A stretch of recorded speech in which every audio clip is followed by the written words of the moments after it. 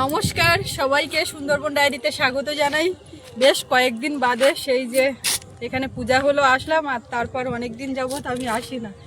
তো মাঝে মধ্যে আপনারা ভিডিওর মাধ্যমে দেখতে পান কতটা কি হয়েছে, আর আজকে আমি আসলাম। তো এবার পুরোটা দেখবো, আপনাদের দেখাবো।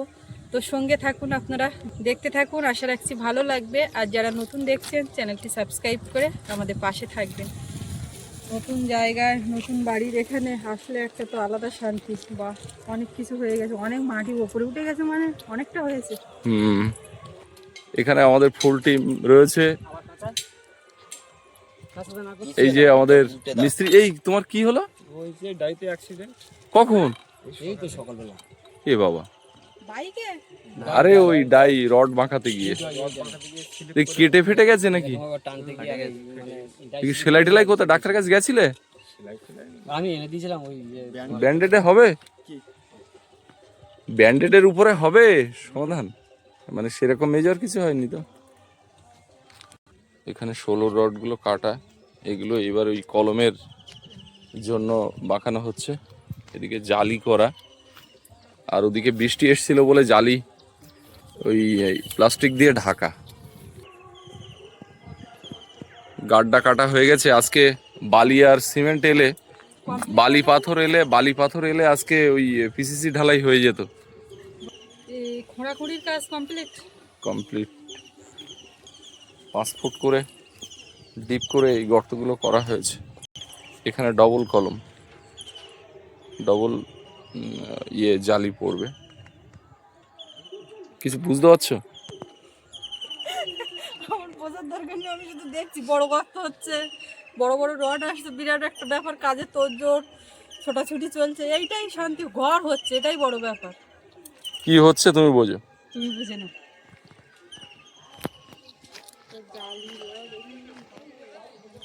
এখানে একটা ওই বারান্দার একটা পিলার আছে, এটা 8 হবে, ছোট পিলার।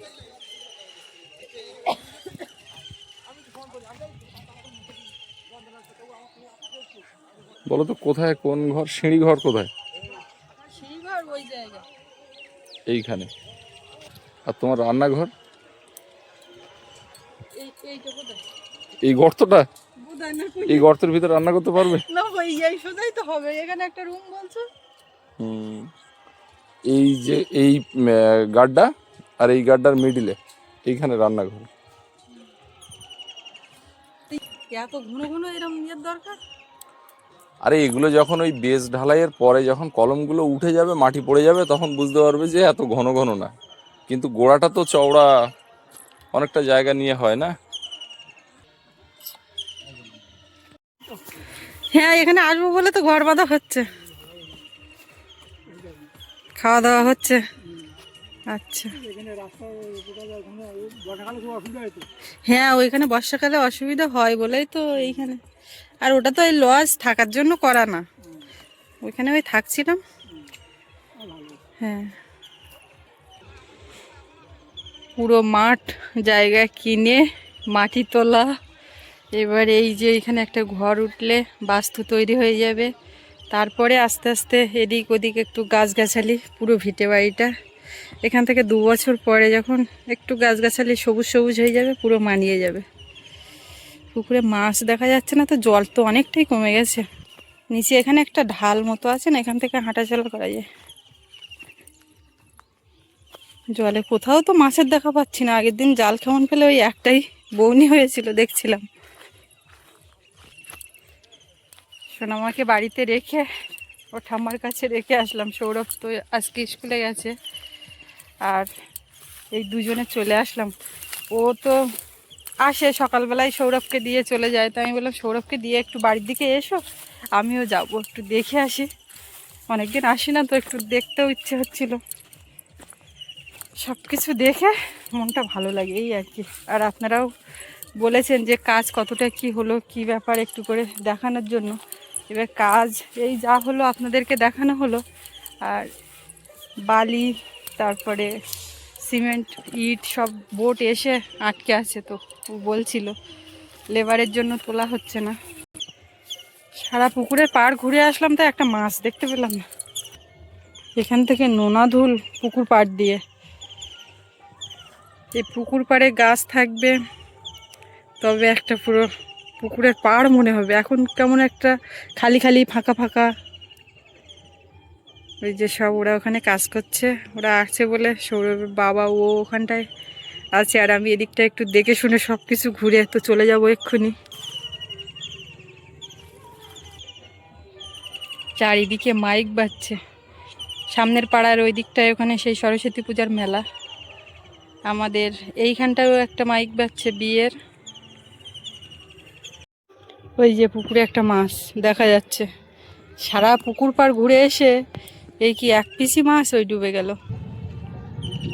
না এ পাশেও আছে, ওই যে মাছ দেখা যাচ্ছে। ওখানে দুটো তিনটে এ পাশে উঠেছিল, ওই যে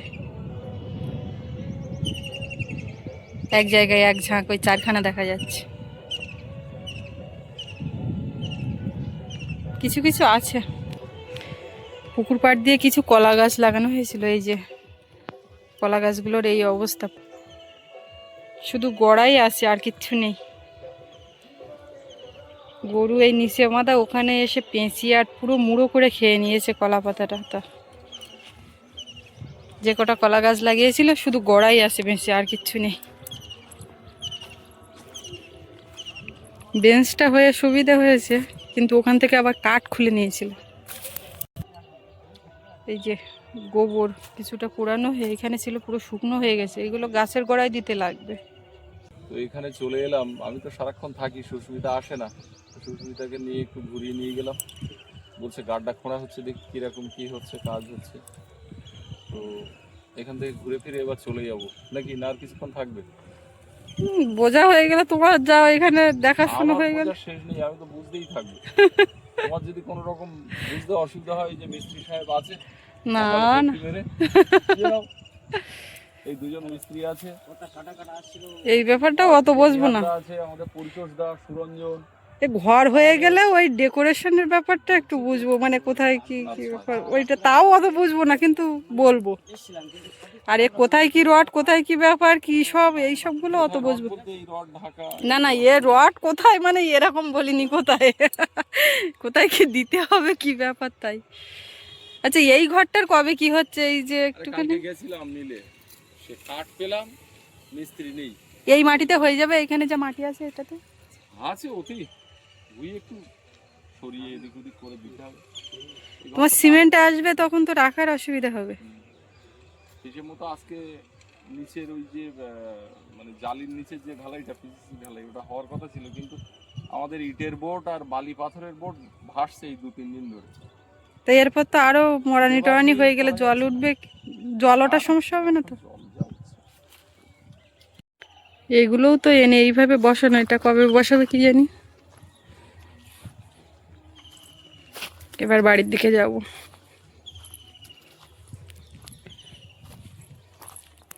এইখানটায় যা মাছ ধরার জায়গা হবে, ওই যে আমাদের আবির খালে কাকুরা যেভাবে নেট দিয়ে আর মাঝখানে আটল বসায়, ওরকম বসানো যাবে।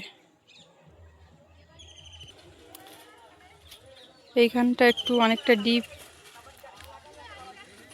অনেকদিন পর্যন্ত একটু জল থাকবে। ছেলেপুলে সব স্কুলে যাচ্ছে, দয়াপুর স্কুল এই রাস্তা দিয়ে।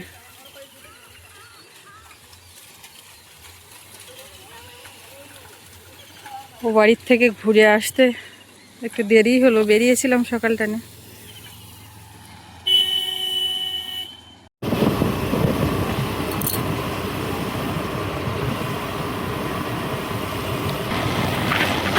আগে ওই ওপরতলায় বসত।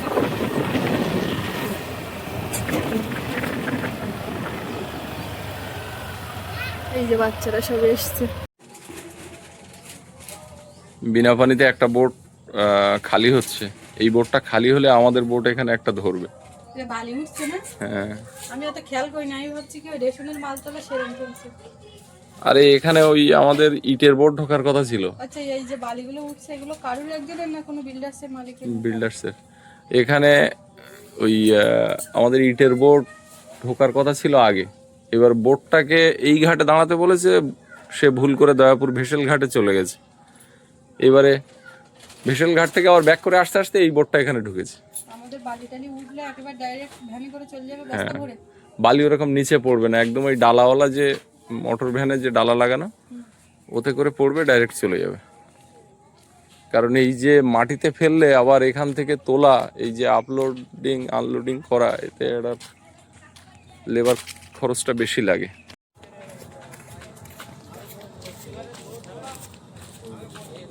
এতে আছে শুধু বালি।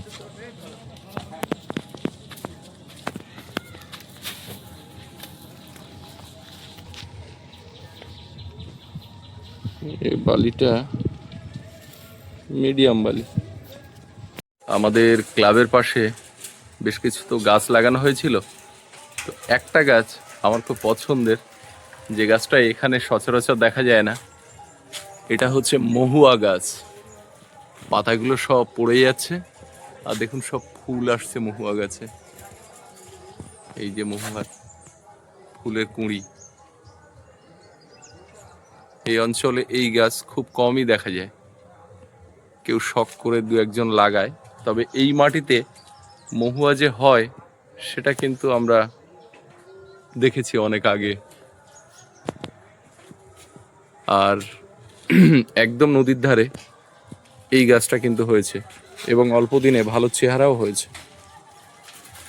মানে আসলেই এক প্যাকেট করে মদন নিতে হয়। ওরে বাবা, আগে একবার নিয়েছি আর এই নিয়েছি, তো দোকানে আসলেই এইটা আজকে আমার কাকা দোকানে নেই, কাকিমা আছে। এইটা আরে তেলে ভাজা এইসব খাচ্ছ কেন? নিয়ে গেলে তো তুমি একা খাবে না, বাড়ির সবাই খাবে। সে খাও, সবার একটু হোক, আমার একা হবে কেন? না, এই তেলে ভাজা বর্জন করো। বিনা পানি হয়ে নদী রাস্তা ধরে আমরা এখন বাড়ি যাচ্ছি। তো আপনাদেরকে বলছিলাম রাস্তায় কাজ হচ্ছে, তো কি হচ্ছে আর কতটা পরিমাণে আবার রাস্তা সরে গেল সবটাই দেখাবো এই পথ দিয়ে যাচ্ছি যখন। আর গাড়ি মানে বাইক সাইকেল মানে ঠিকমতো এই রাস্তা দিয়ে নিয়ে যাওয়া নিয়ে আসা করা সমস্যা, কোনো রকমে হেঁটে বা নিচ দিয়ে যাওয়া যাচ্ছে। তো একটু ক্যামেরাটা ঘুরিয়ে আপনাদেরকে দেখাচ্ছি। ওই দিক দিয়ে বিনা পানি, তো হেঁটে চলে আসলাম, নদীতে এখন জোয়ার। আর রাস্তার কাজটা কোথায় হচ্ছে, এই যে আমাকে বাইকে করে একটু এই কাছে ওই পাশে পর্যন্ত দিয়ে গেল, আর ও গাড়ি এখান দিয়ে আসবে না বলে নিয়ে আসতে পারলো না। আর আমাদের সাইকেলে করে ওই যে জিনিসপত্র সজনে ডাঁটা টাটা সব নিয়ে যাচ্ছে ওখান থেকে ঘুরে ঘুরে। তো এই ছিল রাস্তা, মানে এই যে বাঁশের পাইলিংগুলো আছে ওর পাশ দিয়ে রাস্তা ছিল, সেই রাস্তায় এই ঘুরিয়ে এই সাইডে নিয়ে আসা হলো। এখানে ছিল জলাশয়, এই যে গাড়িতে কাজ হচ্ছে। গতকাল সৌরভ খেলতে এসে ওই জন্য এই পথ দিয়ে আসতে পারিনি, অন্য পথ দিয়ে গেছিল। আমাদেরও যেতে হবে এখান থেকে নেমে ঘুরে, এখান থেকে যাওয়া যাবে না, এখান থেকে মাটি কেটে আর এই আবার রাস্তা হচ্ছে।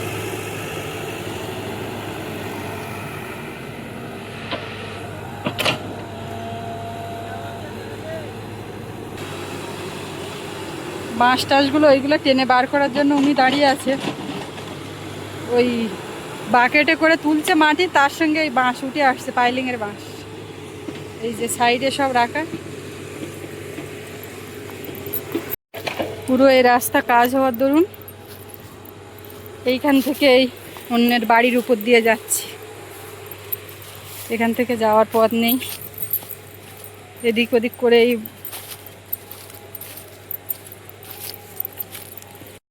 বাড়ির সামনে চলে আসলাম। এবার দেখি সোনামা কি করছে বাড়ির ভেতরে গিয়ে, মাটা সবাই কে কি করছে। এতক্ষণ রোদ দিল, আর এইখানে একটু আসলাম ছায়া, সারা পথ কিন্তু রৌদ্র। যাওয়ার সময় সব কাছাকাছি সব কাজ সেরেই গেছিলাম, এবার শুধু রান্না করব। ও মা বাবা, এখানে ঘুম, দরজা লাগিয়ে, এখানে হাওয়া আসছে ভালো। এদিকে একজন ঘুম, এদিকে একজন ঘুম। সজনে এনেছি দেখো,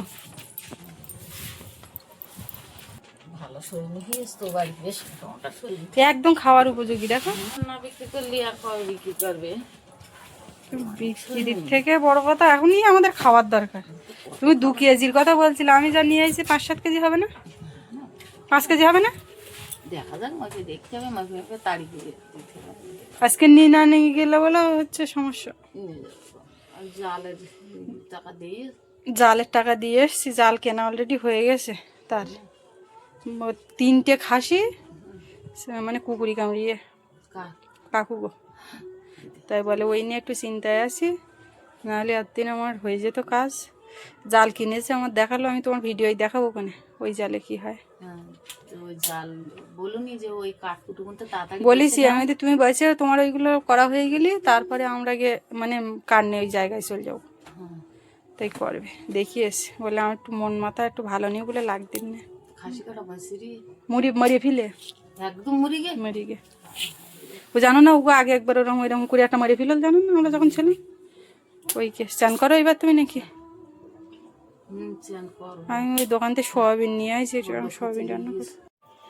বাবা চান টান করে আর এই সজনে ডাঁটা মাপতে শুরু করে দিয়েছে। কতটা করে তারিখ হচ্ছে মা? 500। কতটা তারিখ হলো তাহলে?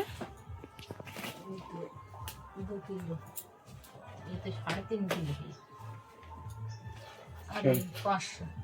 ওই 500, 4 কিলো, 4.5 কিলো। আর কতটা আছে এদিকে? এই তো ও আজকে সইনা তুমি নেও, ও দরকার নেই আমার আনা, এগুলো বেচতে পারো তো। 20-এ যদি না হয় ফিরিয়ে আনলি তখন খাবো নাকি? হ্যাঁ, তুমি নিয়ে যাও, সব নিয়ে যাও, নিয়ে তাহলে 5 কিলো আসলো তো, তাহলে 5 কেজি সজনে নিয়ে আসলাম। ব্যাস, ভালো ভালোগুলো বাজে দাও, এতে 500 ভালো ভালো দিকে বাজে দাও। বাবা এখান থেকে দানা কলা পাকা খাচ্ছে, মিষ্টি বা ওই ঘাস পাকা করা না? এই যে কাঁচকলা আর দানা পাকা কলা পুরো পেকে গেছে একদম না, খাও। আর আমি এদিকে রান্না বসিয়েছি, সয়াবিন কিনেছি দোকান থেকে, এই যে সয়াবিন ভেজে তুলে রেখে আর আলু সেদ্ধ করে, সকালের দিকে ভাত হয়েছিল বেগুন আলু ঘন্ট, আর ওদিকে আলু সেদ্ধ করে রেখেছিলাম, তো সেটা দিয়েই এখন সয়াবিন আলুর তরকারি হচ্ছে। সয়াবিন দিয়ে আলুর ডাল যেটা বলে সেটাই এই হচ্ছে। একটু লঙ্কা কেটে দিতে হবে এটা। এটা কে উঠে পড়েছে ঘুম থেকে? সোনা মাথা উঠেছে, বলে বাবা আমি কোথায় গেছিলাম, তোমার মাথা সরে কোথায় চলে গেছে? ঠাম্মা জোরে কথা বলেছে তাতেই হয়ে গেছে ঘুম। ওব্বা তুমি শুয়ে থাকো, আমি চলে যাই, টাটা। কোথায় চলে গেছে? উলে বাবলি উলে বাবলি উলে বাবলি, ও তো ও তো ও তো ও তো ও তো।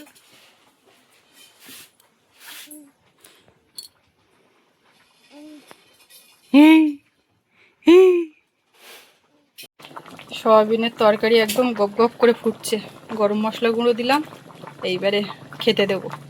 বাবা মা সোনা মা সব রান্নাঘরে বসে গেছে। কে রে? কি রে? এ ঘুম থেকে কে উঠেছে গো? ভাতালা দিকে ও চুকরি যে। হ্যাঁ, মা কোথায় গেছিল? দে বাড়ি হাত ধুচ্ছে হাত ধুচ্ছে। হাত ধুচ্ছে, এই বালতিতে হাত দিয়ে গেল। মুচকি হাসি দিচ্ছে, ও ঠাম্মা নিয়ে না বের করলে বলে যা যা।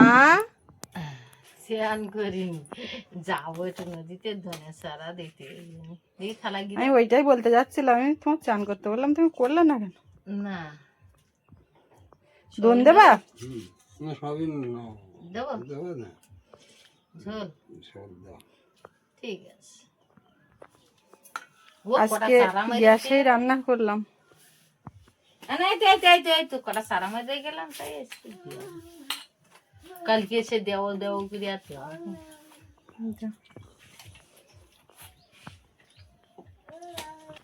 এমা আপ, ও ভয় দেখাও সবাইকে, আপ আপ বলো বলো, কই আপ, আপ কই? হ্যাঁ সবাই ভয় করেছে, সবাই ভয় করে গেছে, তুমি ভয় করছো না তো? ওই এদিকে ঘুরে সব জিনিসপত্র এখানে, ভাত খাবে না? তুমি এদিকে চলে এসছো কেন, খাবে না? বড়ির কুটো নিয়ে কি করছো? এসো মা এসো, কই চলো, সব দরকার ওর। অনেকদিন পর সয়াবিন আলু হেব্বি খাবার।